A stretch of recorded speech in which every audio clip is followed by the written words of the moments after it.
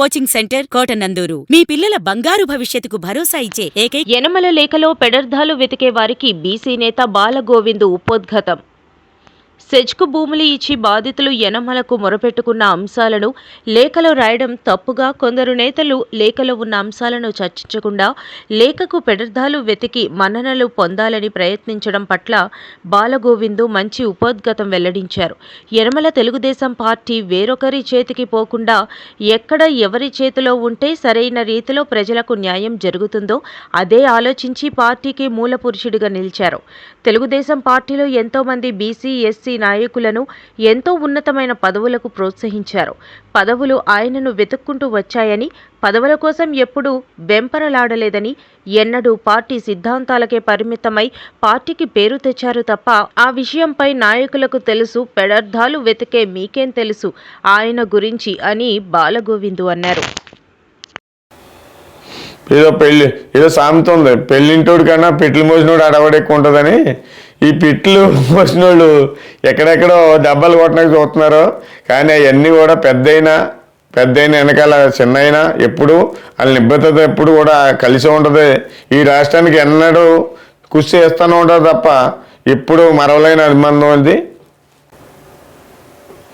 యనమల అనేది పార్టీకి ఎన్నట్టు కూడా కట్టుబడి ఉన్న వ్యక్తి, నీతి నిజాయితీగా పనిచేసే నిబంధనగా పదవులు ఎప్పుడు కూడా ఆయన ఎంతో వచ్చాయి. పదవులు వచ్చినా సరే ఏ పదవి కన్నా న్యాయంగా అభివృద్ధి సంక్షేమంలో నడిపించారు తప్ప ఈనాడు కూడా తప్పుడు ప్రచారం కానీ తప్పుడు అడుగులు కానీ వేయలేదు ఆయన. అలాగని యనమల అనేది ఒక బ్రాండే కాకుండా మహాశక్తులు అంటాడు మన తెలుగుదేశం పార్టీకి. ఎప్పుడు ఎన్నట్టు కూడా ఈడు జోడుగా నడిపించు యనమల నారా చంద్రబాబు నాయుడు గారు తోడుగా నిలబడుతూ ఇద్దరు కూడా తోడుగా పనిచేస్తూ వచ్చారు 44 సెప్టెంబర్ ద్వారా. అలాగని ఏదో సామెత ఉంది, పెళ్ళోడు కంటే ఏదో పెట్లు మోసినోడే డబ్బాలు కొడతాడని. యనమల రామకృష్ణ గారు చాలామంది నాయకులు 83 కానీ మంత్రి వస్తుందని, అలాగని ఈయన కుడి భుజం కింద రాష్ట్రంలో ఉంటున్నాడని చాలామంది బాధపడే నాయకులకి ఒకటే విజ్ఞప్తి. ఆ రోజు కూడా ఎన్టీ రామారావు గారు మా క్యాబినెట్లో మంత్రి ఇచ్చారు. మంత్రి ఇచ్చిన తర్వాత ఈయన మంత్రిగా ఏళ్ళగా కొనసాగాడు.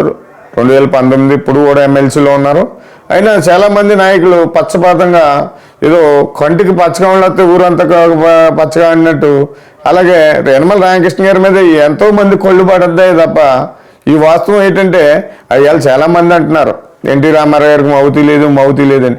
ఎన్టీ రామారావు గారు మౌతి ఈడిపోవడం కారణం చాలామంది పెద్దలు కూడా అక్కడ ఉన్నారు. రామకృష్ణ గారు ఒకటి అయిపోతే మౌతి ఈడిపోవడం ఉండదు. అలాగే ఏంటంటే ఎన్టీ రామారావు గారు చేయి జారిపోతే ఎక్కువ చేతిలోకి కానీ పోద్దామో అని అక్కడ తెలివైన నాయకుడు ఎవరైనా ఉన్నారంటే ఆయన చంద్రబాబు నాయుడు గారు అని అనిపించింది. ఆయన ప్లేస్లో కూర్చున్నాడు, ఆయన చేతిలోనే ఉంది. ఏళ్ళనాటి వరకు కూడా ఈ యనమల రామకృష్ణ గారు కూడా చాలా మంది పక్షపాతంగా చూసినా కానీ ఇప్పుడు కూడా ఈ పార్టీలో కట్టుబడి ఉన్నాడు తప్ప మరో పార్టీ జెండా కప్పుకోలేదు. అలాగే ఈ జెండా కప్పుకోకపోయినా యనమల రామకృష్ణ గారు చంద్రబాబు నాయుడు వెంట నేడ మాట ఉన్నాడు తప్ప తప్పుడు అడుగులు వేయలేదు. ఒకే మాట ఆయనకి తెలుసు, పెద్ద ఆయనకి, అలాగే ఈయనకి తెలుసు. చాలామంది దుష్ప్రచారం చేసి